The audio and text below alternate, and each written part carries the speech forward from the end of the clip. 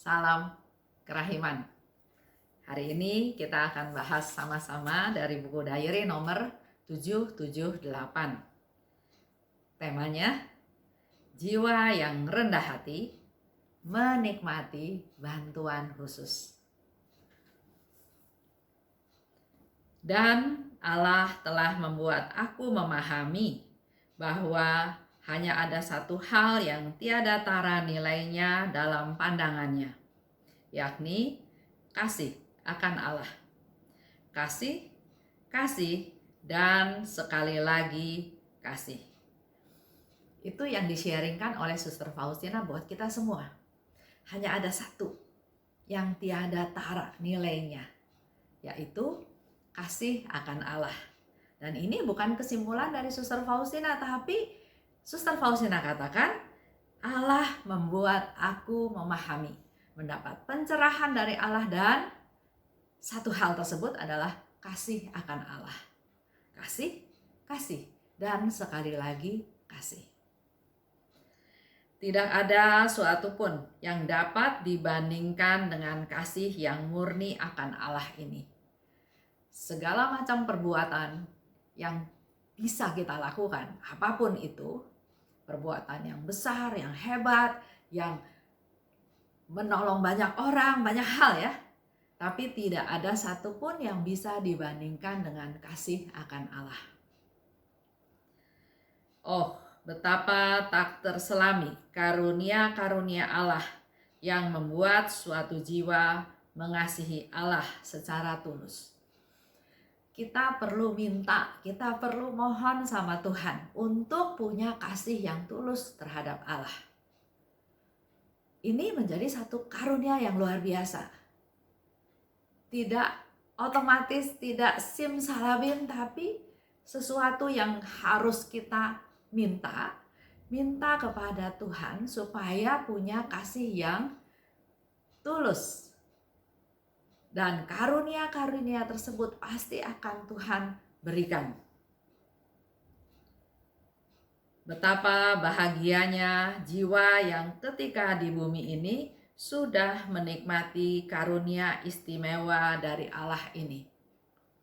Kalau kita bisa punya kasih akan Allah yang menjadi hal yang utama yang kita prioritaskan, maka kejadian-kejadian di sekitar kita selama kita di bumi ini udah nggak ada artinya dibandingkan dengan kasih kepada Allah.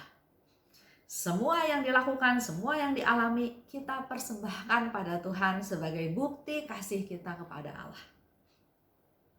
Itu suatu karunia.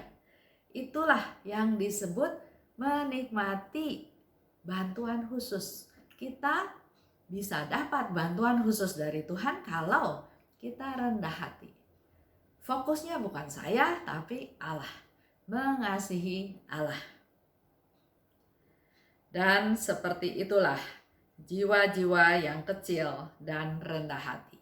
Jadi dipertegas lagi oleh Suster Faustina bahwa itulah jiwa yang kecil dan rendah hati. Jadi kembali lagi, bukan dia fokusnya, tapi Allah. Allah menjadi prioritas, menjadi fokus, dan ada hal yang kita tahu bahwa kasih akan Allah menjadi hal yang tiada tara nilainya di hadapan Allah.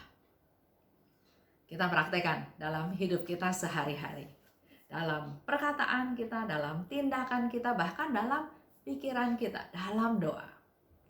Ada satu teman ya bertanya, saya mau berdoa koronka setiap hari, tapi ada satu kemalasan, satu hal mungkin yang menghalangi dia untuk berdoa. Pertanyaannya, apakah itu godaan setan? Apakah saya tidak usah berdoa atau bagaimana? Suster Faustina juga pernah mengalami masa gersang 1,5 tahun. Dia tidak merasakan kehadiran Tuhan. Tapi ingat juga apa yang Yesus katakan. Aku menyertai engkau senantiasa.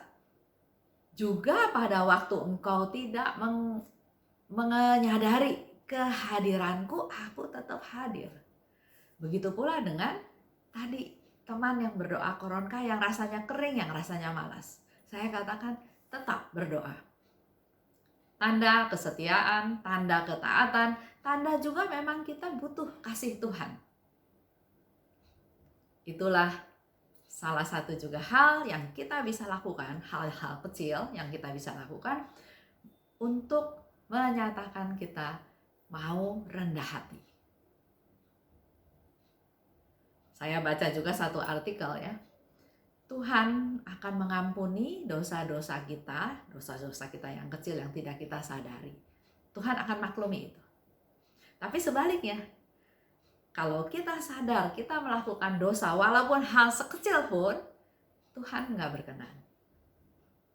Jadi kembali lagi, dalam hidup kita sehari-hari pasti kita menghadapi tantangan dan itulah saatnya kita praktek berbelas kasih, praktek rendah hati. Terima kasih. Salam kerahiman.